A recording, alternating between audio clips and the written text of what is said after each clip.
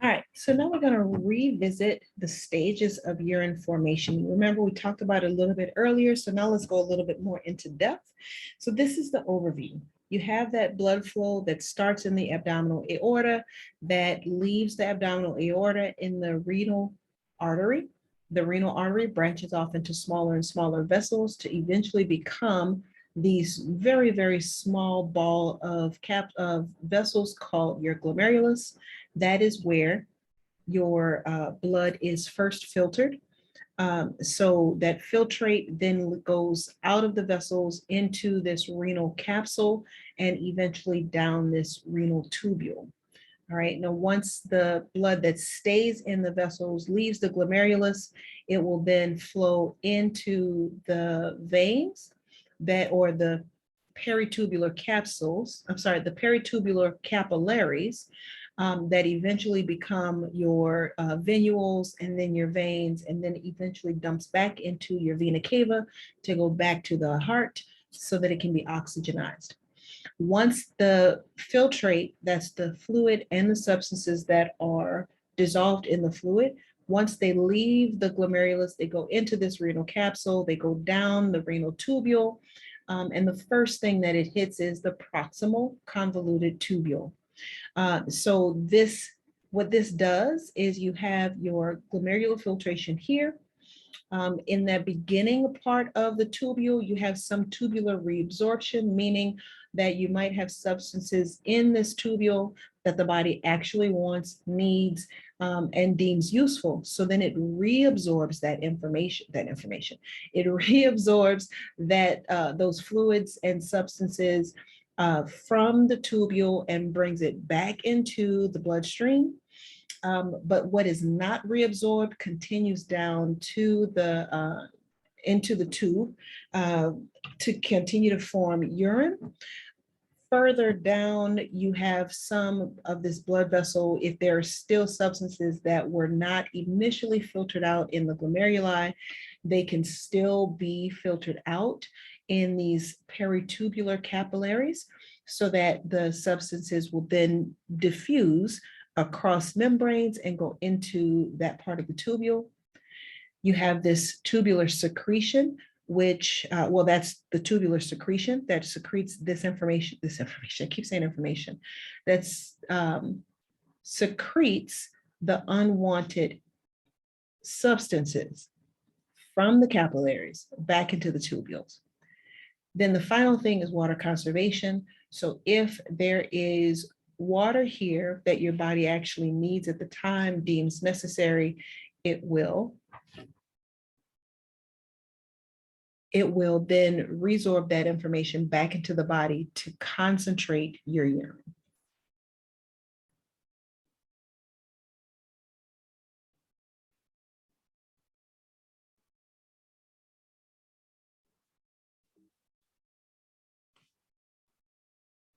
So the first part of the tubing system after you leave the glomerulus is your proximal convoluted tubule.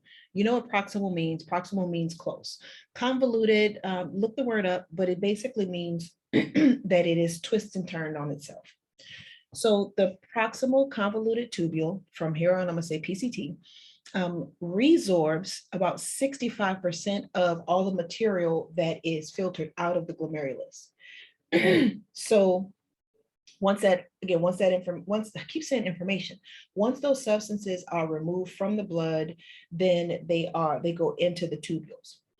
There are microvilli in the length of the tubule. And remember that villi are the finger-like projection that help to move substances along in a certain direction. There are a lot of mitochondria. So anytime you see that there are abundant mitochondria in an organelle or a organ or something, anytime you see that there's a lot of mitochondria, know that this requires lots of energy for this process to occur. All right, because of course, mitochondria are the powerhouse of the cell. And so when you have more mitochondria, that means that it's going to produce more ATP, which means that it needs a lot more energy in order for this process to happen. And in this particular case, this is active transport. So remember, go back to the very first couple weeks of AMP1 to remember what active transport is. So your PCTs will account for 6% of the ATP that is used in your body at rest. That is amazing because you have an actual quantifiable number of or percentage of energy produced by your mitochondria that your kidneys are using basically to help you filter and resorb, filtrate. All right, so just kind of keep that in mind, that is quite a bit of energy for such small, small in size, large in function parts of your anatomy. The next thing would be the tubular reabsorption. And so this again is when your body takes the stuff that was already filtered out of the blood and decides that it actually does really want some of this stuff so that it brings it back into the body. In order for reabsorption to happen, it can happen in two different ways. You have transcellular route and then paracellular route. Your transcellular route is when, so remember trans is through or across. So substances actually pass through the cytoplasm of the PCT cells. That is transcellular, so trans, through. Paracellular, so para is sort of like next to something. So paracellular route is when your substances will pass between or next to these cells. All right, so in this particular case, you have these junctions between your epithelial cells that are not tight. So in your digestive system and other areas, we talked about tight junctions versus loose junctions. Tight junctions are when you have the cells that are so close together that nothing can pass through it. And looser junctions allow things to pass between the cells. And this is one of those looser junctions. So you allow the water to pass through it. And then you have this solvent drag. So remember, the solvent is the thing that is what other stuff is dissolved inside of. The greatest solvent or the most used solvent in our body is water.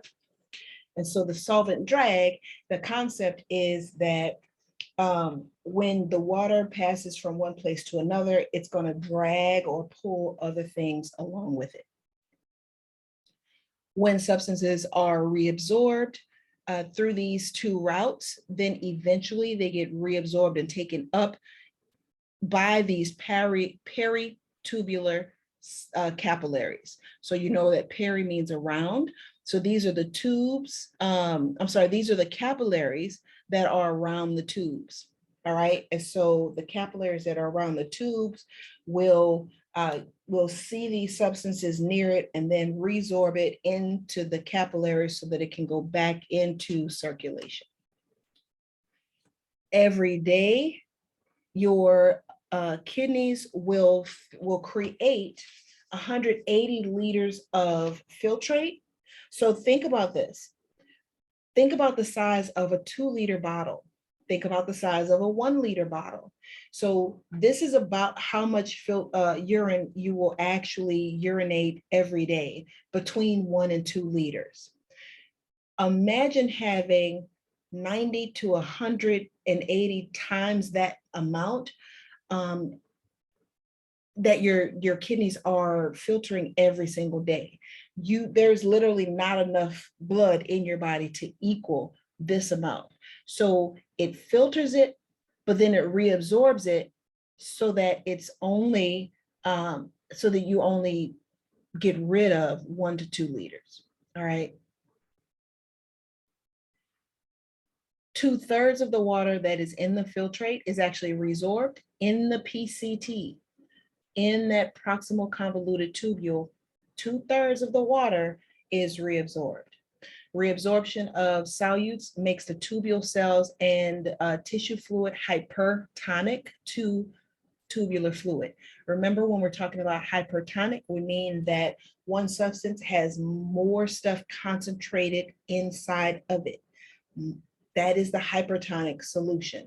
And you can think about this. Think about the fact that when you have this 180 liters of filtrate, it's reduced down to 1 to 2 liters. That is taking all of that that's in that 180 liters and just concentrating it down so that you still are getting rid of certain substances, but it's only going to be in 1 to 2 liters of urine.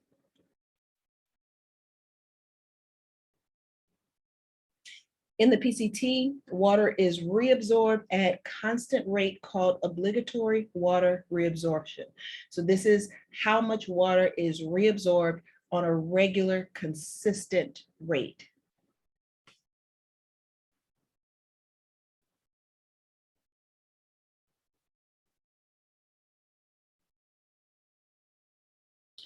Transport maximum. So here we're still talking about reabsorption. And if you remember that reabsorption occurs here where we are concerned about having the things that your body still needs get reabsorbed back into the body so that it is not thrown away as waste. What happens is the amount of reabsorption that can happen is highly dependent on how many transport proteins there are.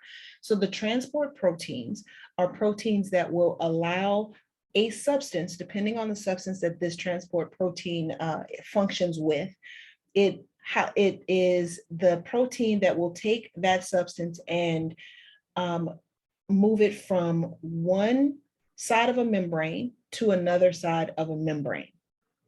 Now, you have a certain amount in certain times, certain time periods of your life, there will be an increase or decrease in number of these transport proteins depending on what's going on and what is needed, how your body is responding to it. All right. So that number of transport protein is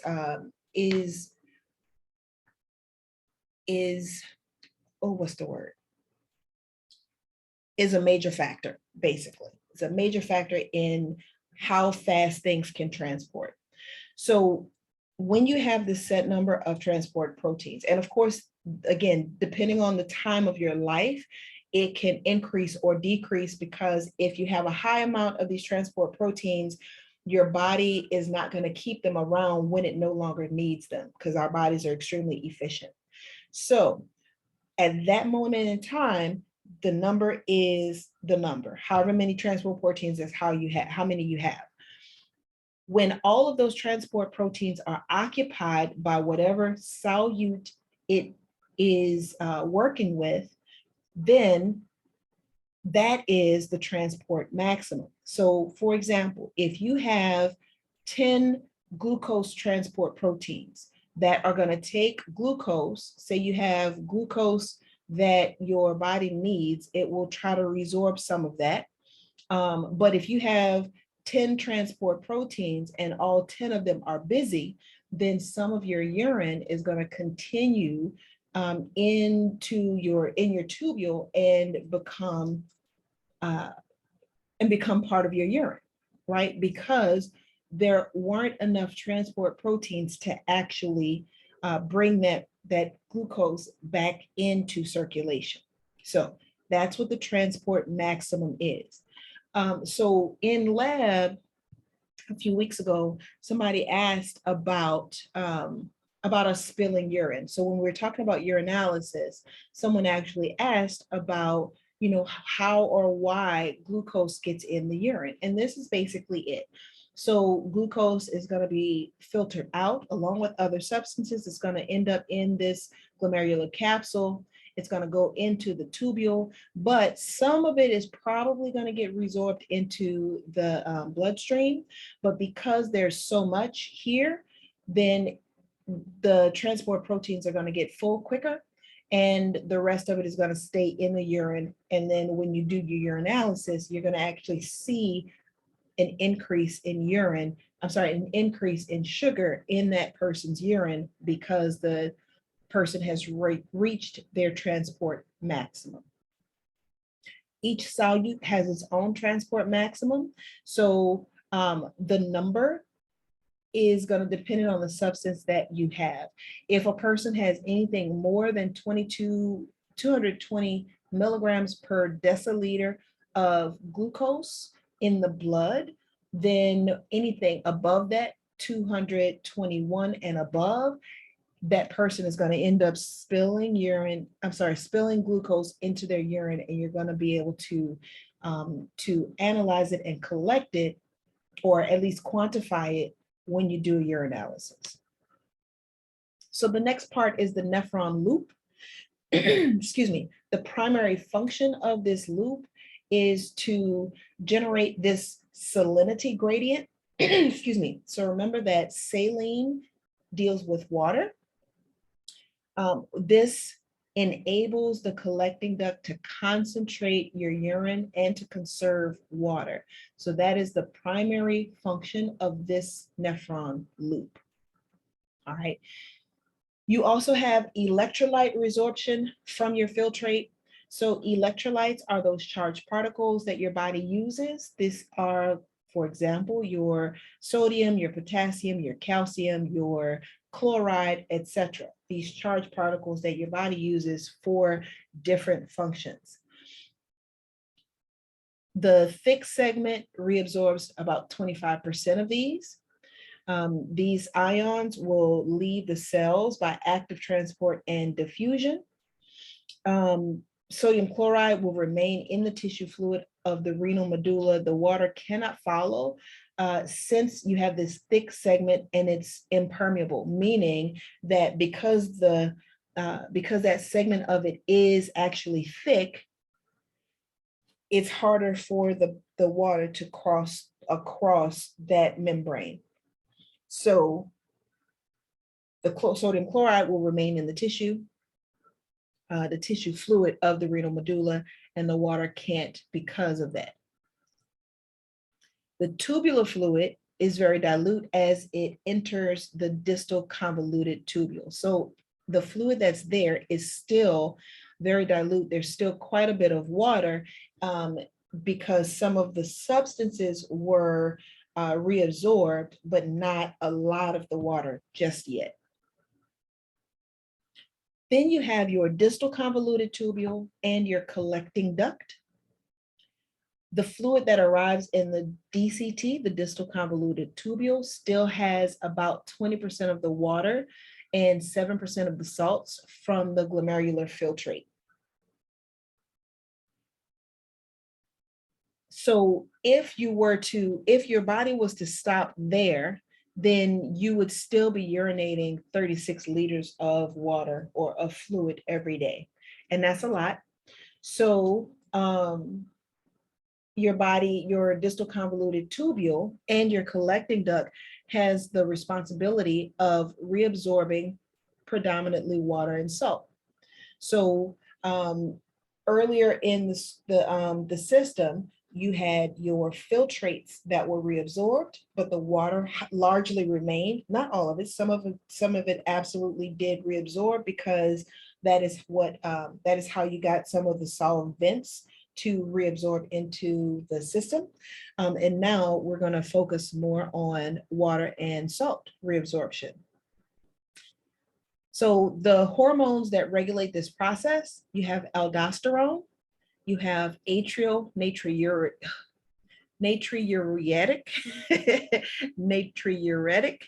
peptide, and you have ADH, as well as your parathyroid hormone.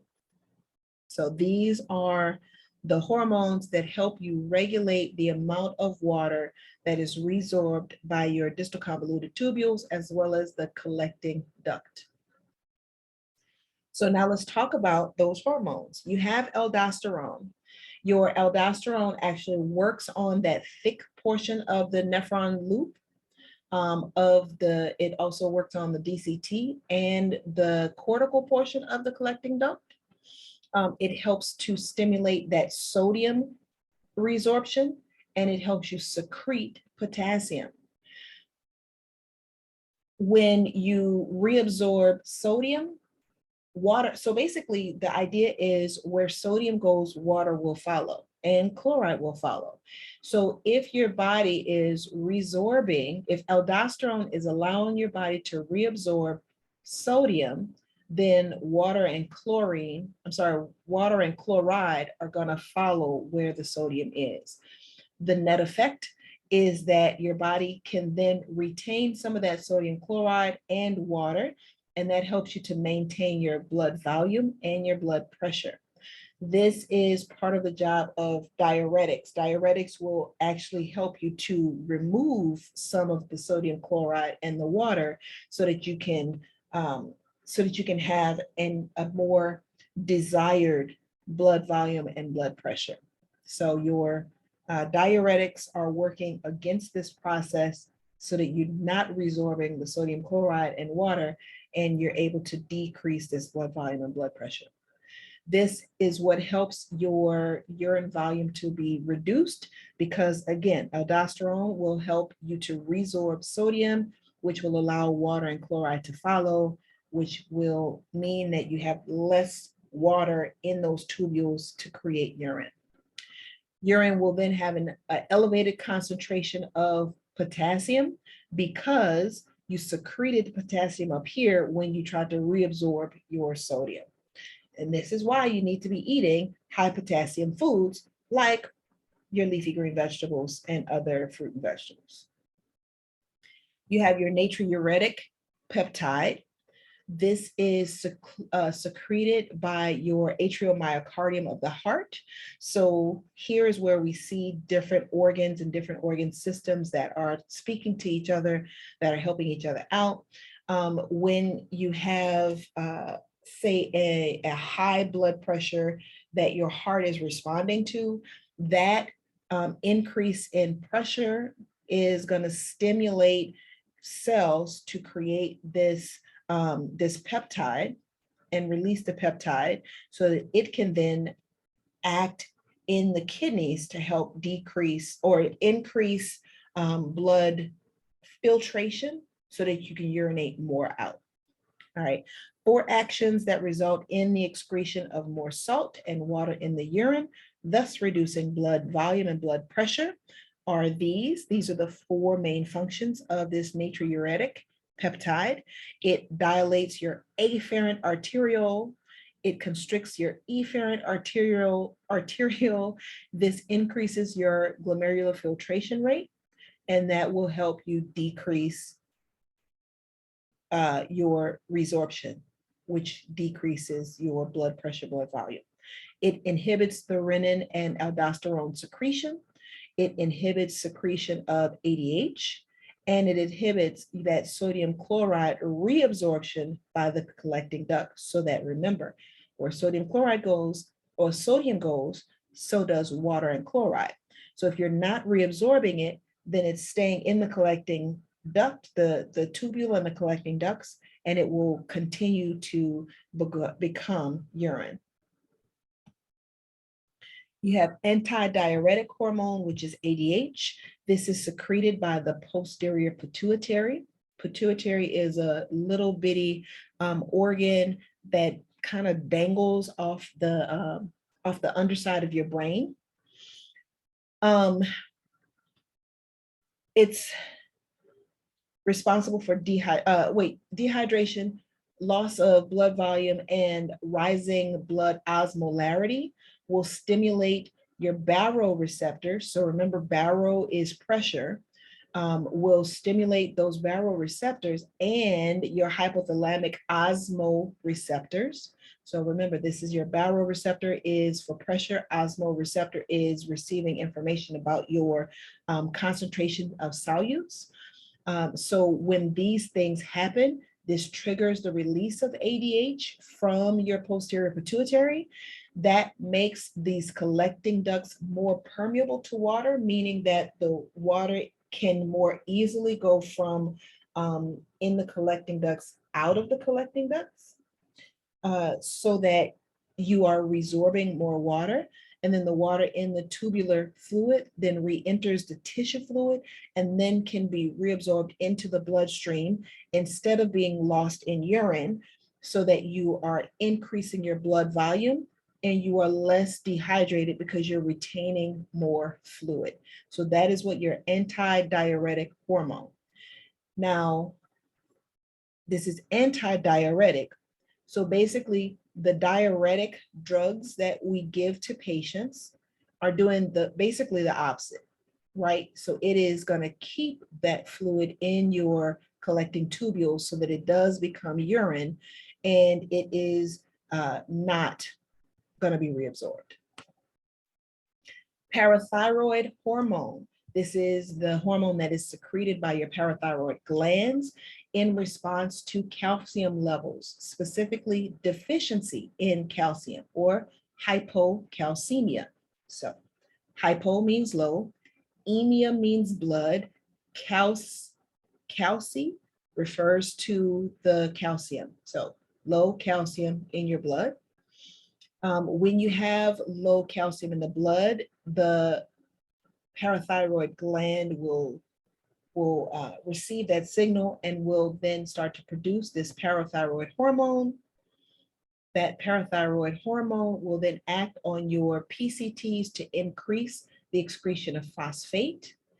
It will act on the thick segment of your nephron loop, and on the DCT, this increases calcium reabsorption so that you're not losing calcium as a waste product. Your body takes it back in because it needs it, because you're in calcium deficiency.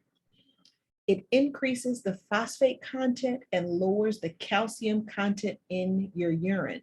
So remember, it's acting on the PCT to increase your phosphate excretion, but decreasing or increasing calcium reabsorption, which decreases calcium excretion. And so that's how it increases the calcium content, increases the phosphate content and lowers the calcium content in that final urine.